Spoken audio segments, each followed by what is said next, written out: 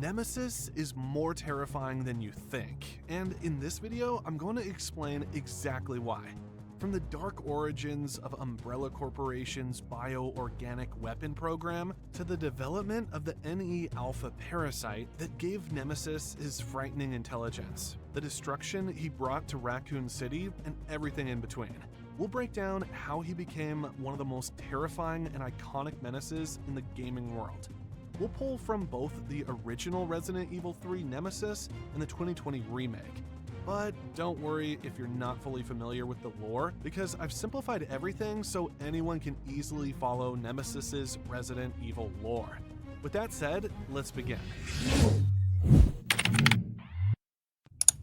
Umbrella Corporation is a powerful pharmaceutical company that was obsessed with creating the ultimate bioorganic weapon, or BOW for short.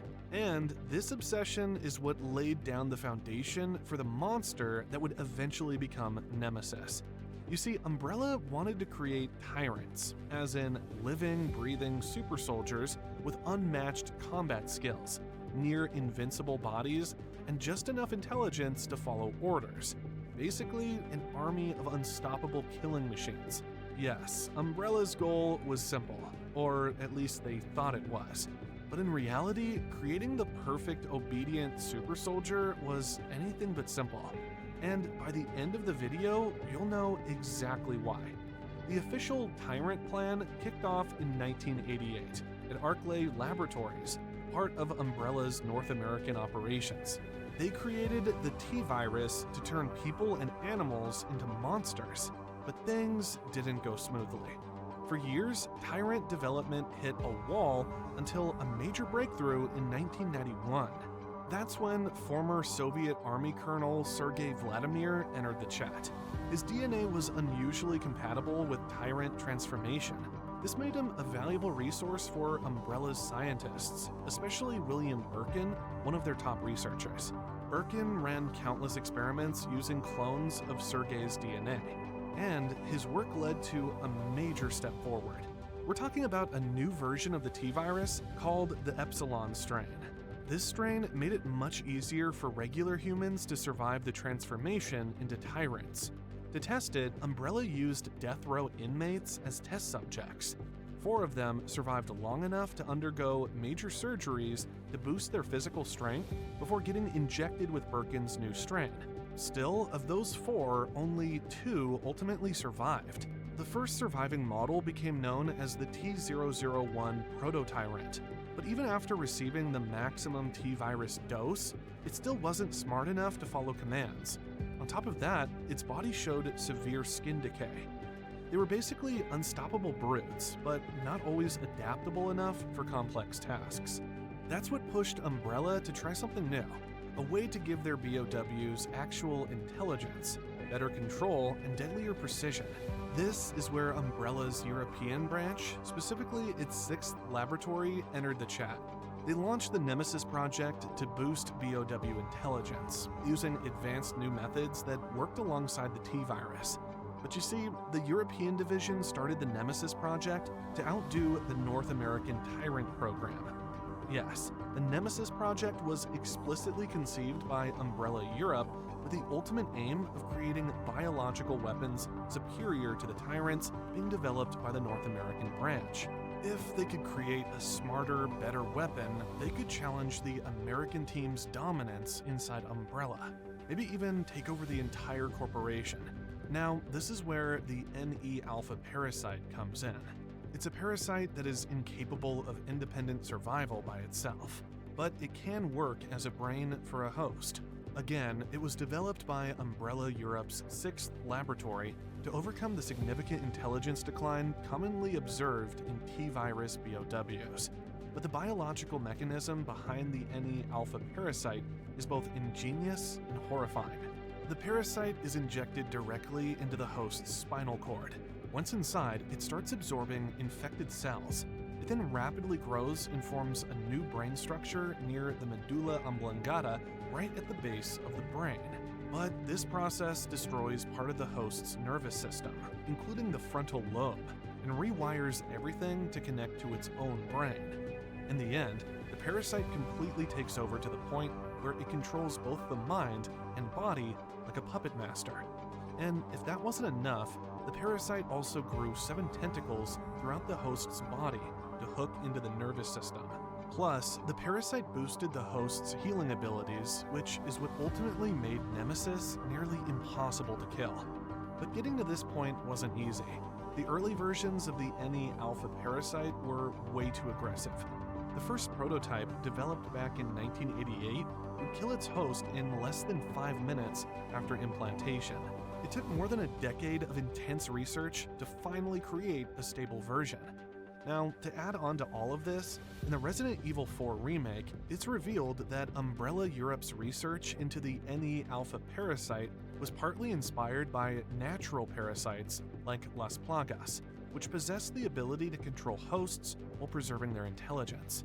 Anyways, there were also tests conducted on other BOWs, such as the Cerberus and Hunter, but the results weren't satisfactory. So the other conclusion was that only humans can handle the parasite. Yes, it became clear that only humans had the right combination of intelligence and durability to survive the process. Eventually, they succeeded in creating 2 stable artificial parasites. Then, using everything they had learned, they chose the perfect host for the NE alpha parasite, the T-103 Tyrant model. If that sounds familiar, it's because this is the same model as Mr. X, the Tyrant from Resident Evil 2. These Tyrants were already durable, stable, and strong enough to handle the brutal implantation process. Once the NE alpha parasite was injected directly into the T-103's spinal cord, it took over full control of the host's brain and body. The parasite acted like a second brain in how it controlled both the mind and body with far greater intelligence than any previous BOW. This was Umbrella Europe's first successful Nemesis T-type. However, even after this breakthrough, the project ran into budget cuts. Executives decided that mass-producing simpler Tyrant models was cheaper and more reliable, so the Nemesis project was quietly deprioritized. But before the project was fully shut down, Umbrella Europe managed to pull off one final experiment, and this time they finally succeeded. Umbrella Europe created their ultimate monster, the Nemesis T-type. Visually speaking, Nemesis was designed to look very different from the clean, symmetrical appearance of Mr. X. His design was meant to scream unstable prototype.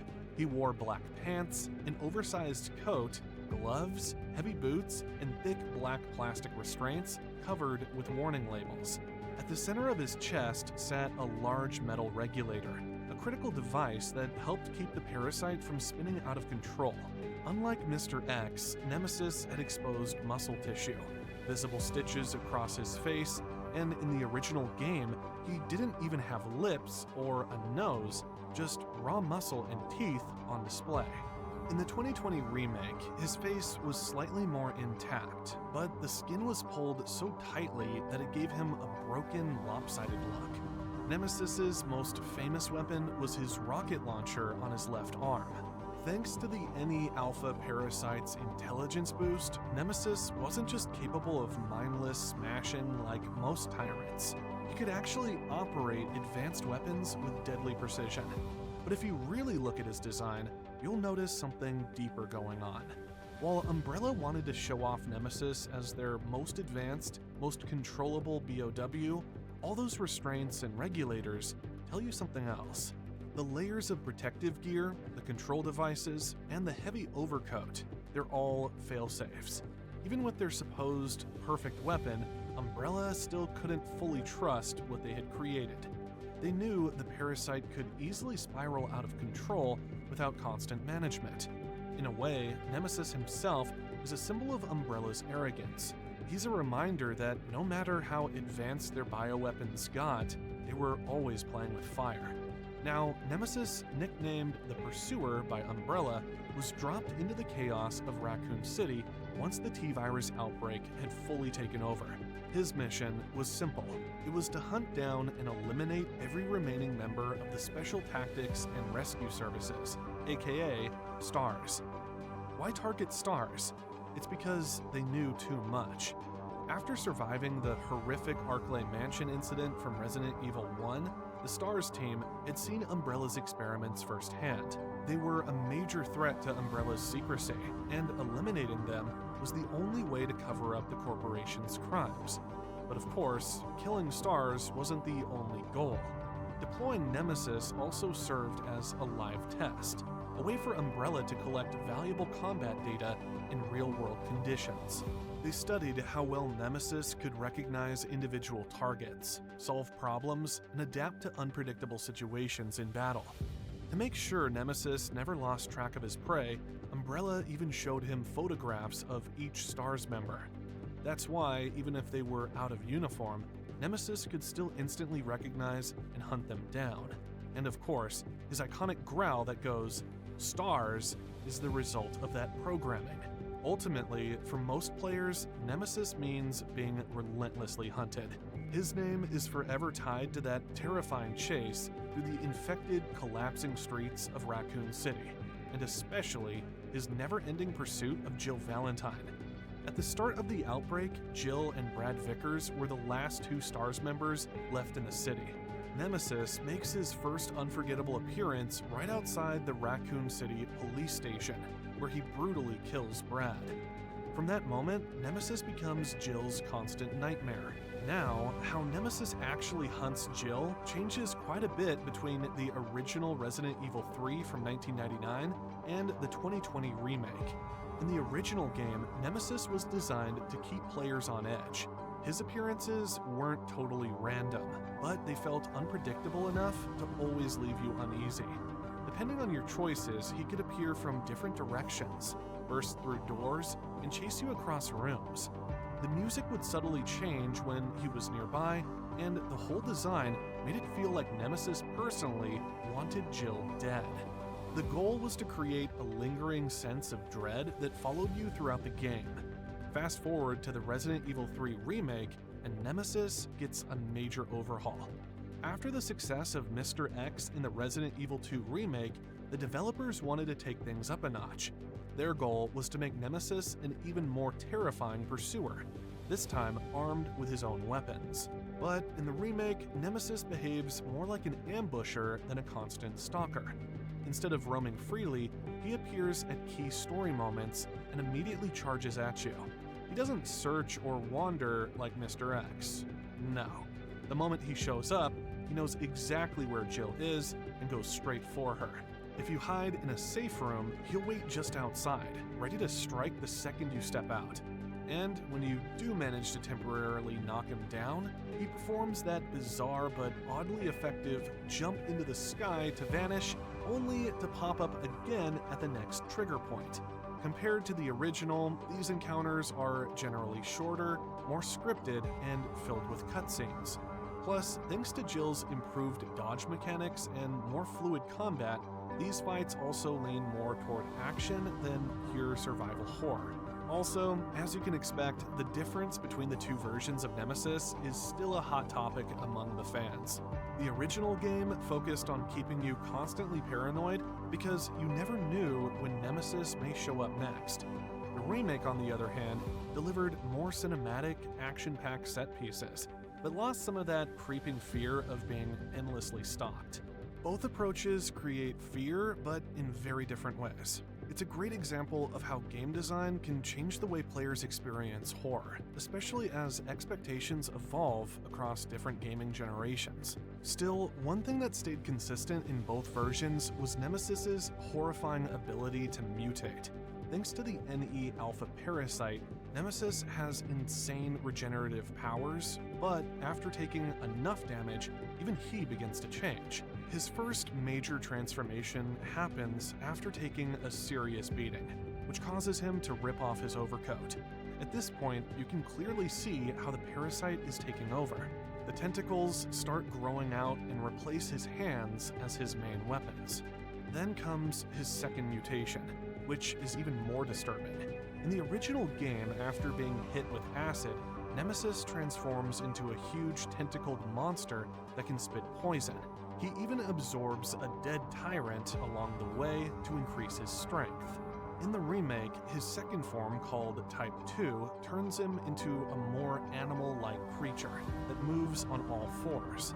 He's less intelligent at this stage, but much faster and harder to avoid. According to the lore, the parasite just couldn't keep his human form anymore after all the damage, so his body completely breaks down into this beast-like shape. Finally, we get to his last form, and it's by far the most disturbing. In both versions of the game, Nemesis mutates into a huge, disgusting mass of flesh that basically fuses with the environment around him. In the original, this happens on the rail cannon platform. In the remake, it takes place in a massive pit under the city. But even after everything, all the mutations and all the power, Jill Valentine still manages to take him down.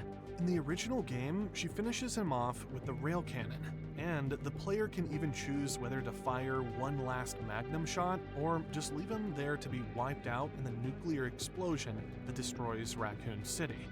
Overall, Nemesis isn't just another video game monster. He's become a symbol of pure terror.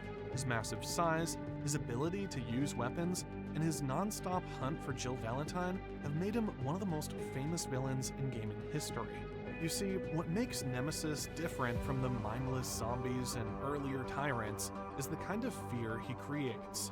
It's not just about jump scares, it's that constant creeping feeling that he could show up at any moment. He's always right behind you, and he never gives you a chance to relax. I'd say, at his core, Nemesis is everything Umbrella was trying to create. He's the ultimate bioweapon. He's the final result of years of twisted experiments, and a living symbol of their obsession with controlling life itself. Even his name has meaning. Nemesis comes from the Greek goddess of vengeance, which fits his role perfectly. But in the end, it's Jill Valentine, one of the people Nemesis was sent to eliminate, who defeats him. That's the real irony. Umbrella created Nemesis to protect themselves and silence witnesses, but instead, his mission helped trigger the chain of events that exposed Umbrella's crimes and led to their downfall. After the Raccoon City outbreak spiraled out of control, the US government was forced to step in. The entire city was destroyed with a nuclear strike to contain the infection. But it was too late. The evidence of Umbrella's illegal experiments had already leaked. Survivors like Jill and other members of STARS testified about Umbrella's secret BOW projects and their role in unleashing the T-virus. The public outrage, combined with overwhelming legal pressure and government investigations, crushed Umbrella's reputation. Stock prices collapsed, executives were arrested, and the company's global operations started to fall apart. Eventually, Umbrella was officially dissolved, and its remaining assets were seized. Ironically, the very bioweapons Umbrella spent years perfecting, like Nemesis, ended up becoming part of the proof used to destroy them. Though, of course, Nemesis's legacy didn't end with Resident Evil 3. He's shown up in other media too, like the 2004 movie Resident Evil Apocalypse, and again in Resident Evil Retribution. Though, to be fair, the movies changed a lot of his story. He's also appeared in crossover games like Marvel vs. Capcom 3, and more recently in Dead by Daylight, where players can actually experience being hunted by Nemesis. And that, in a nutshell, is Nemesis's entire origin story, and why he is so terrifying. I'm sure you guys have your own thoughts, so feel free to continue the conversation down in the comments. What do you think about Nemesis and Umbrella's experiments? And which part of Nemesis's story do you find the most disturbing? I'm curious to hear your thoughts. Thanks for watching, and I'll see you in the next one.